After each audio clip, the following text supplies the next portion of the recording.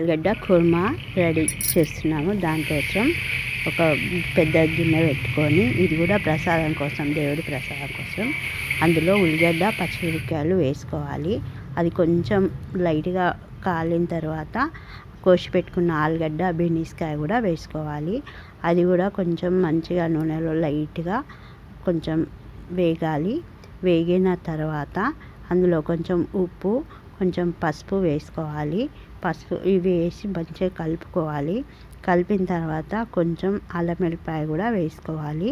అల్లం వెల్లిపాయ వేసుకున్న తర్వాత మళ్ళీ అన్నీ మంచిగా కలిపేసి ఒక 2 నిమిషాలు అవి ఆలుగడ్డకు పట్టేటట్టు పెట్టుకోవాలి. పెట్టిన తర్వాత దాంట్లో కొంచెం టమాటా కూడా వేసుకోవాలి. కొంచెం బిర్యానీ ఆకు వేసుకోవాలి. కొంచెం మార్వార్ మేతి వేసుకోవాలి. కొంచెం గరం మసాలా కూడా వేసుకోవాలి. వేసుకొని ఆ టమాటాలో వెళ్ళిన ఆ నీళ్ళు గింజలు తీసేసి ఆ నీళ్ళు కూడా పోసుకోవాలి.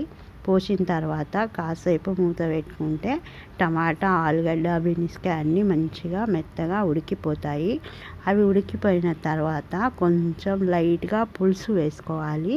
చింతపండు పులుసు లైట్గా కొద్దిగా వేసుకున్న తర్వాత పల్లీల పొడి, నువ్వుల పొడి, గసాల పొడి వేసి కొంచెం కొబ్బరి తీసి ఆ కొబ్బరిని మంచిగా గ్రైండ్ చేసి వాటర్ వేసి కొన్ని కొబ్బరి పాలు తీసుకోవాలి. మన టేస్ట్కి సరిపడా మనకు ఎంత గ్రేవీ కావాలనో అట్లా తీసుకొని ఆ కొబ్బరి పాలు కూడా వేసి మంచిగా అలా ఉడికించుకోవాలి.